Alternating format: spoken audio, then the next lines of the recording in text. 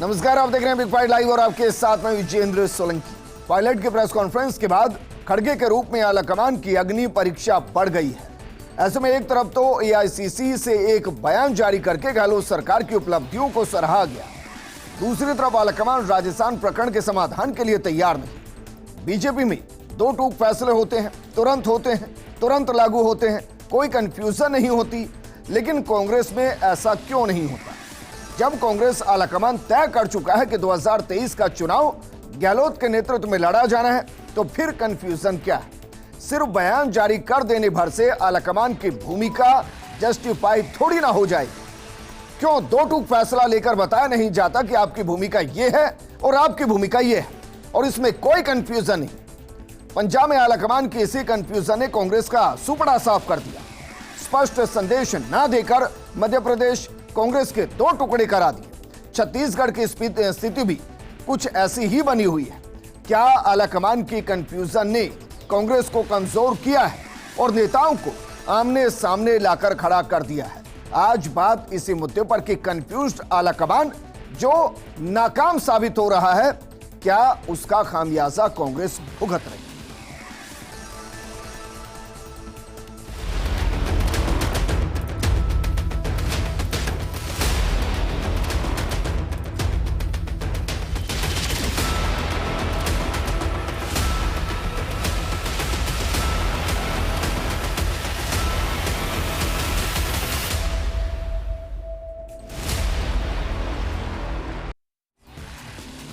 2 साल से ज्यादा का वक्त हो चला है राजस्थान में जब सीधे तौर पर कांग्रेस के नेता आपस में आमने सामने आकर खड़े हो गए।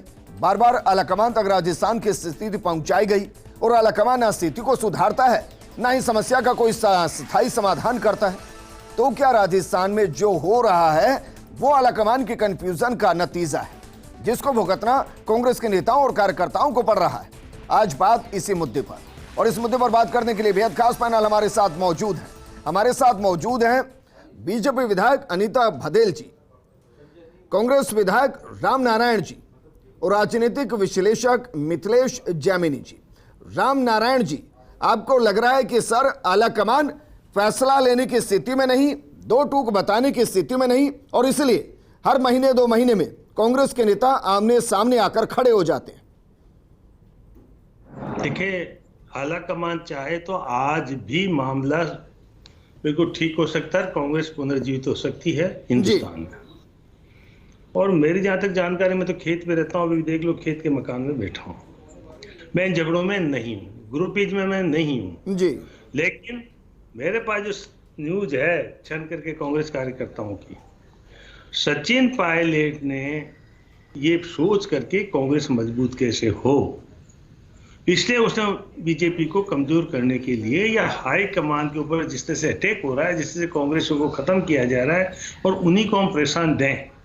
आज हमने जिस व्यक्ति ने बहुत बड़े पद पे जाकर के राहुल गांधी की सदस्यता 2 मिनट में खत्म की, टाइम भी नहीं दिया, उस व्यक्ति को 4 दफा हमने विधानसभा में मालाएं पहनाई है जी। एक दफा 6 आदमी बैठे थे डेस्क पे, उसमें से 4 बीजेपी के थे। तो बड़ा अजीब लगता है। और उनका यही कहना था कि 25 सितंबर का जो किरदार है, जो करप्ट लोग जिन्होंने पार्टी को कमजोर करने की कोशिश की, हाईकमान के आदेश केवल ना की, उनके खिलाफ कार्रवाई होना चाहिए। राम नारायण जी, आप सही हो सकते हैं, लेकिन सर ये संदेश पहुंचाए भी तो सही। रंधावा जी ने कहा भाई जब भी आता हूं सचिन पायलट को फोन करता हूं, बैठक होती है, बातचीत होती है, उनके आवास पर मिलने जाता हूं, उन्होंने तो कभी जिक्र किया नहीं इस बात का। ये राजनीतिक भाषा तो देखिए, मैं इन सबसे पहले से जानता हूँ जी। मैं 1965 में कॉलेज यूनियन का प्रेसिडेंट था, और यदि मैं राजनीतिक भाषा नहीं जान जी। चलिए वापस मैं आपके पास आऊंगा सर, सिग्नल का थोड़ा इशू है। मिथिलेश जैमिनी जी, बिल्कुल सही कहा राम नारायण जी ने कि अगर आलाकमान चाहे तो अगले 2 मिनट के अंदर समाधान हो सकता है। तो मेरा सवाल आपसे यह है कि आलाकमान चाहता क्यों नहीं? मजा आता है उसको अपने ही नेता जब आपस में लड़ते हैं तो? देखिए, एक मनोविज्ञान का सिद्धांत है कि जब आप अपने आप को कमजोर एहसास करते हैं तो आप में एंजाइटी और डिप्रेशन बढ़ जाता है।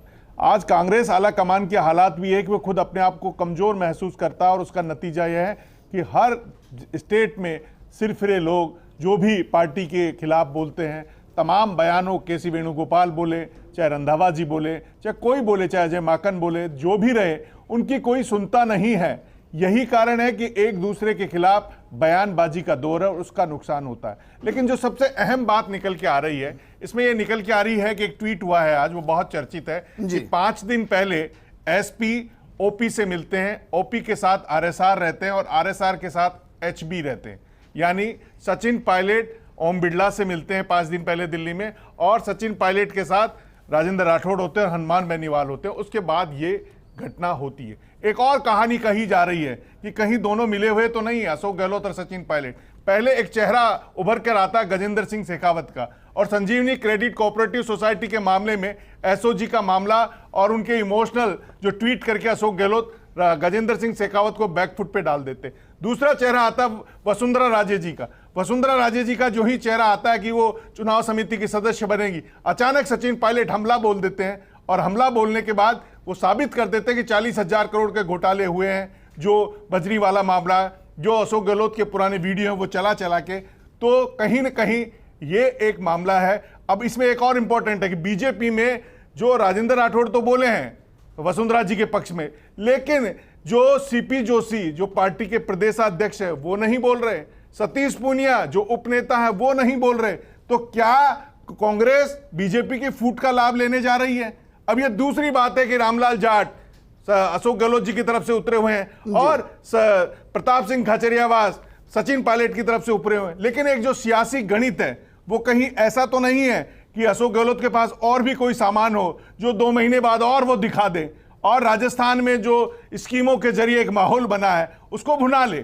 तो एक सोची समझी भी चाल हो सकती है। अब जहां तक कहा जा रहा है कि सचिन पायलट का निश्चित रूप से स्कीमों के बाद में जो माहौल बना हुआ है और सचिन पायलट का 60 से 70 विधानसभा सीटों में असर है, इसको कांग्रेस आला कमान भी मानता है, जब भी राहुल गांधी उन्हें असेट कर रहे हैं।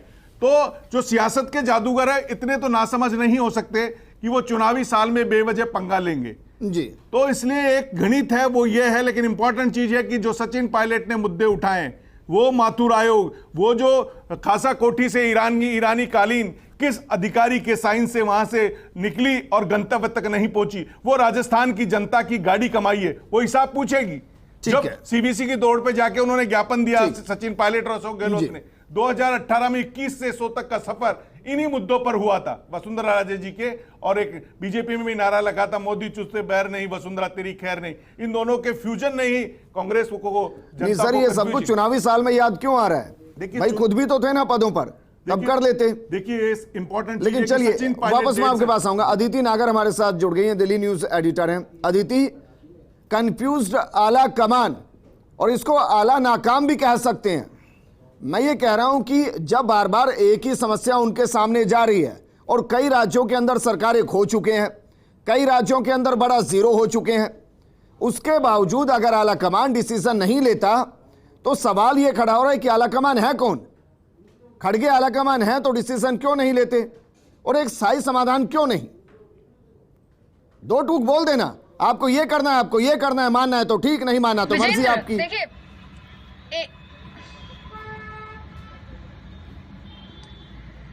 विजेंद्र, मल्लिकार्जुन खड़गे के हाथ में या उनके कोर्ट में बॉल अब आई है, लेकिन आपने ये देखा होगा आज से पहले सचिन पायलट ने जब भी कोई बयानबाजी की है, या यहाँ तक कि 4 साल पहले जो वो घटना हुई, कितने साल हो गए, 3.5 साल, मानेसर वाली घटना हुई, तब तक भी ना कोई ऐसा ट्वीट आया ना कुछ आया। परसों पहली बार, कल इनफैक्ट पहली बार ऐसा हुआ कि जब सचिन पायलट ने इस तरह की प्रेस कॉन्फ्रेंस करी और बिना रीजन के जयराम रमेश का इस तरह का ट्वीट आया जी। तो अब हरकत में तो आई है, लेकिन शायद उतनी हिम्मत नहीं कर पा रही है कि 2 टूक बात करनी है। अब मैं आपको दिल्ली के गलियारों की चर्चाएं बता देती हूँ। एक सवाल तो ये उठ रहा है कि सचिन पायलट ने ये एस्टैब्लिश करने की कोशिश की है कि अशोक गहलोत जितना गजेंद्र सिंह को करप्ट बताना चाह रहे हैं, सच्चाई में करप्ट तो वसुंधरा राजे भी उतनी है। ये सचिन पायलट एस्टैब्लिश कर रहे हैं कि क्यों सिर्फ गजेंद्र सिंह शेखावत, क्यों नहीं वसुंधरा राजे। ऑब्वियसली दूसरा वो एस्टैब्लिशमेंट ये करना चाह रहे हैं कि दोनों कहीं ना कहीं मिले जुले हैं।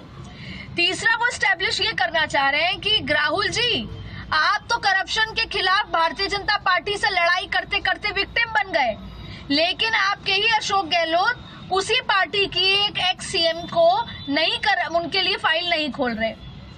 और चौथी और सबसे बड़ी बात कि अब शायद सचिन पायलट को, क्योंकि सचिन पायलट पहले क्या होता था, अगर वो ऐसी कोई बयानबाजी दे देते थे और उसके बाद आलाकमान की तरफ से रिएक्शन आता था तो वो तुरंत दिल्ली भागते थे, या तो प्रियंका गांधी से मिलते थे या दिल्ली में किसी न किसी संपर्क करते थे। लेकिन कल इतना कुछ हुआ, आलाकमान की तरफ से ट्वीट आया, कल मल्लिकार्जुन खड़गे की यहाँ बैठक भी हो गई और आज पवन खेड़ा ने भी बोल दिया, लेकिन उसके बाद भी वो कल अनशन कर रहे हैं। लेकिन अदिति, समस्या तो ये है कि कई बार बैठ के हो चुकी है ऐसी, कई बार बयानबाजी हो चुकी है, कई बार समाधान की उम्मीद हो चुकी है। कल पत्र भी दिखाए गए थे कि मैंने ये लिखा, मैंने ये लिखा, मैंने इस वक्त ये दिया, मैंने उस वक्त ये दिया। अब दिक्कत ये नहीं है कि अशोक गहलोत को टारगेट किया गया, अब तो दिक्कत ये है कि आलाकमान को भी क्वेश्चन कर दिया गया कि वो कुछ करने की स्थिति में नहीं है। इसीलिए विजेंद्र इसीलिए शायद सचिन पायलट चाहते हैं कि अब पार्टी उनको निकाले। पहले तो ये था कि वो पार्टी छोड़ेंगे, अब शायद सचिन पायलट उस मोड पर आ गए हैं कि मुझे सिंपैथी लेनी होगी। अगर मैं पार्टी छोड़ूंगा तो फिर अशोक गहलोत के पास सिंपैथी चली जाएगी और ये होगा कि वो पिछले बीते 4 साल में हुआ, अब उसमें अशोक गहलोत सही थे।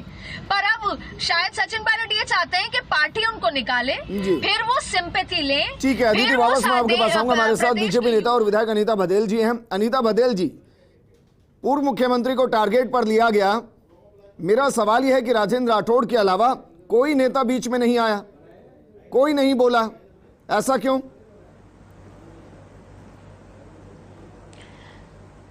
देखिए विजेंद्र जी, ऐसा नहीं है। राजेंद्र राठौड़ जी हमारे वरिष्ठ नेता है और नेता प्रतिपक्ष की भूमिका में है, तो ऐसा नहीं है, नेता प्रतिपक्ष की भूमिका में रहते हुए उनका बयान आया है। और कल पीसी की जब हुई थी, जब राज्यवर्धन सिंह जी ने और मैंने स्वयं ने पीसी ली थी, तब हमने भी ये बात कहा था कि सचिन पायलट अपनी सरकार के, जो वर्तमान सरकार के 4.5 साल के जो घोटाले हुए हैं उनके बारे में क्यों नहीं बोलते हैं। ये कल पीसी में मैंने स्वयं ने और राज्यवर्धन सिंह जी राठौड़ ने कहा है।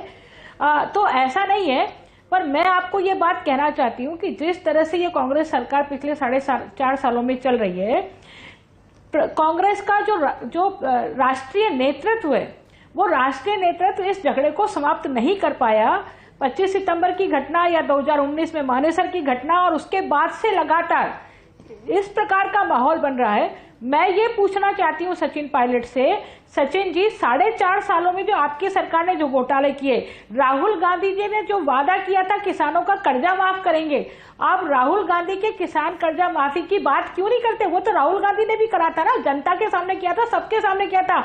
उन भाषणों को हमने बहुत बार बताया है आपको राहुल गांधी क्या बोल रहे हैं। आपने कभी राहुल गांधी के बारे में नहीं बोल रहा कि हमने ये कहा है, आप इस वादे को पूरा करिए।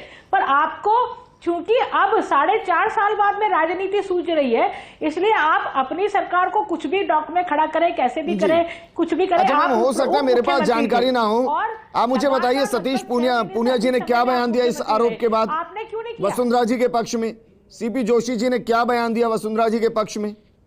हो सकता है मेरे पास ना हो। मैंने कहा ना भाई, मैं जब नेता ने बयान दे दिया, तो उपनेता की कोई जरूरत नहीं है। नेता ने स्वयं ने बयान दे दिया। जो हमारे नेता हैं, जो हमारे विपक्ष के नेता राजेंद्र जी राठौड़, उन्होंने बयान दे दिया। मैंने खुद ने बयान दिया, राजेंद्र जी राठौड़ ने बयान दिया, पीसी के माध्यम से बयान दिया। ऐसा नहीं है कि और पूरी पार्टी। अच्छा, सच बताइए, राष्ट्रीय उपाध्यक्ष टेंशन बढ़ रही है मैम या राहत मिल रही है कि विपक्ष का काम भी सचिन कर रहे हैं? कुछ है ही नहीं, घोटाला है ही नहीं। तो मैं ये कह रही हूं कि आप अपनी सरकार के सवाल खड़े करिए ना। मैंने बोला वो सब, और अगर से आपको इतना ही था तो आप करते जांच। पर मुझे मालूम है, स्वयं सचिन पायलट जी कह चुके हैं, कल की पीसी में उन्होंने स्वयं ने कहा है कि हमने गलत बोला, झूठा बोला, झूठे आरोप लगाए और हम सत्ता में आ गए।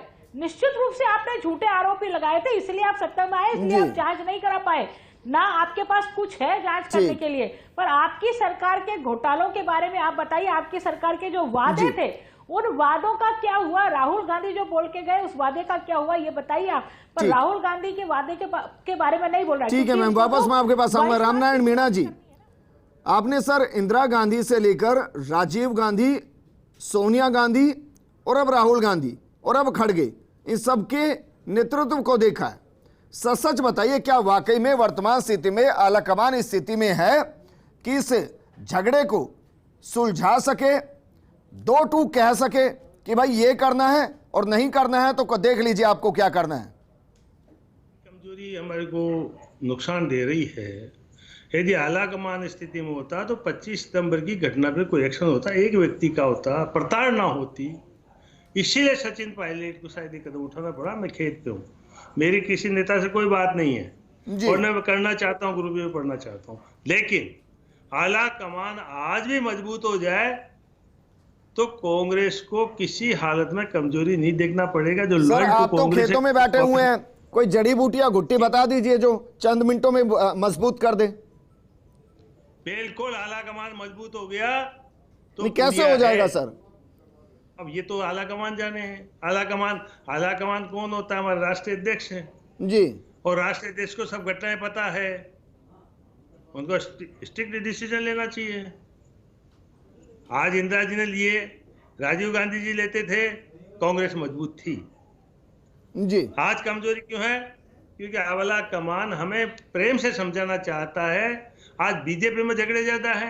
अरे सर समझा कहाँ रहे हैं? भाई समझा रहे होते तो ये समस्या थोड़ी ना होती।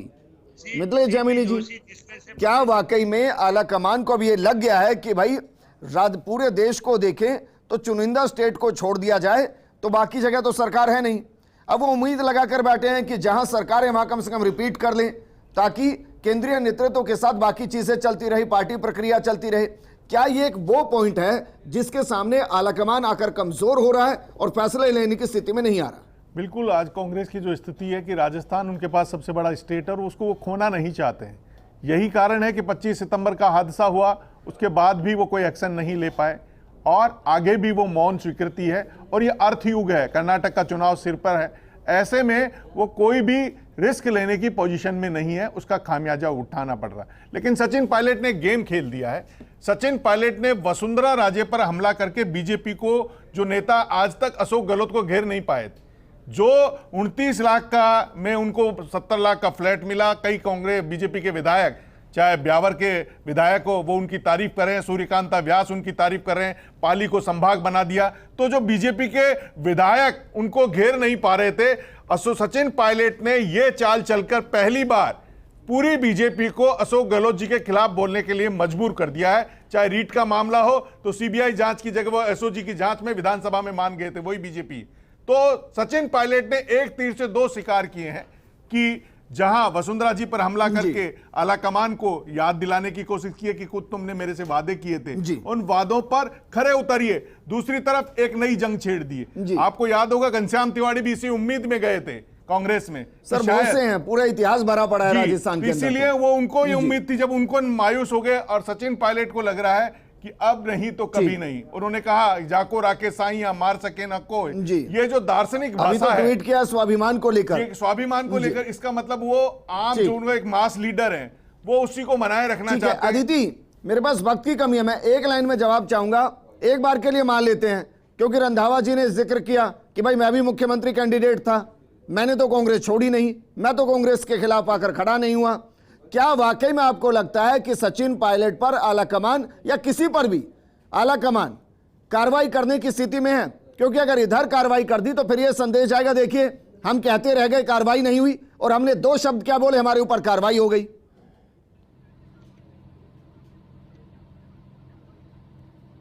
बिल्कुल, देखिए एक तो मैं जल्दी से अनीता बघेल जी को भी कहना चाहती हूँ। अनीता बघेल कह रहे हैं कि एक नेता ने कह दिया तो हो गया। जब नरेंद्र मोदी के लिए कभी कोई, पवन खेड़ा ने जैसे कहा, कोई भी कुछ कहता है तो आसाम से पुलिस आती है, एफआईआर वहां हो जाती है। तो क्या वसुंधरा राजे प्रदेश की नेता नहीं थी कि सारे लोगों को एक सुर में बोलना था? क्योंकि नरेंद्र मोदी के लिए जब पूरे देश में एफआईआर करा सकते हैं कार्यकर्ता, तो यहाँ क्यों नहीं? खैर, आपका जो सवाल था उसका जवाब, देखिए ये बात सही है कि देर आए लेकिन दुरुस्त आए। आलाकमान को ये समझ आ गया है, अब दुरुस्त आए नहीं आए ये तो ये वक्त बताएगा, लेकिन आलाकमान को ये समझ आ गया है कि भाई बिना अशोक गहलोत के सरकार रिपीट नहीं हो सकती। और अगर राजस्थान में सरकार रिपीट नहीं हुई तो फिर ना घर के ना कहीं और के रहेंगे। ऐसे में अब आपने कहा कार्रवाई, देखिए कांग्रेस की तरफ से ये तो प्लानिंग हो गई है कि अगर सचिन पायलट बीजेपी में जाते हैं तो वोट जो ओबीसी वोट बैंक है वो पूरा का पूरा कांग्रेस के साथ आ जाएगा अगर गुर्जर वोट बैंक सचिन के साथ जाता है। लेकिन ये हिम्मत कर लेना कि सचिन पायलट को निकाल दें या उन पे कोई एक्शन ले लें, तो फिर कितना नुकसान होगा अभी इसका एनालिसिस नहीं किया गया है। एक बार फिर सचिन पायलट को ये ऑफर दिया जाएगा कि आप जनरल सेक्रेटरी बनिए, आप सीडब्ल्यूसी के सदस्य बनिए, आप युवा हैं, आप पार्टी के साथ मिलकर काम करेंगे। अगर मैं गलत नहीं, ये ऑफर तो बहुत पहले दिए जा चुके होंगे, ये ऑफर तो बहुत पहले ही दिए जा चुके होंगे, लेकिन उनको तो वही चाहिए जो वो चाहते हैं। चुके हैं लेकिन बिल्कुल, और अभी पार्टी उस स्थिति में नहीं है कि सचिन पायलट को बिना सोचे समझे निकाल दे, लेकिन पार्टी उस स्थिति में नहीं है, उस स्थिति में भी नहीं है कि अशोक गहलोत के साथ खड़ी ना हो।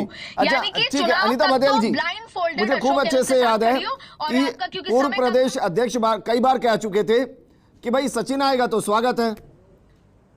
ऑफर अभी भी खुला है।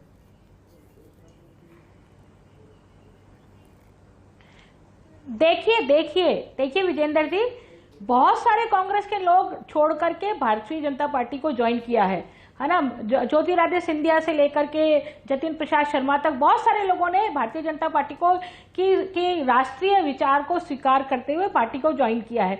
तो यदि कोई नेता भारतीय जनता पार्टी में सचिन पायलट की बात नहीं कर रही, XYZ कोई भी नेता भारतीय जनता पार्टी की सदस्यता ग्रहण करना चाहता है तो हम राजनीतिक दल है, निश्चित रूप से हमारी सदस्य हमारे इसलिए ज्वाइन नहीं करते कि बीजेपी मजबूत है, वो इसलिए ज्वाइन कर रहे हैं क्योंकि कांग्रेस का आलाकमान कमजोर है, वो फैसला ही नहीं लेता। शुक्रिया हमारे साथ जुड़ने के लिए। रामनारायण जी आपका भी शुक्रिया, मिताली जैमिनी जी आपका भी शुक्रिया चर्चा में शामिल होने के लिए।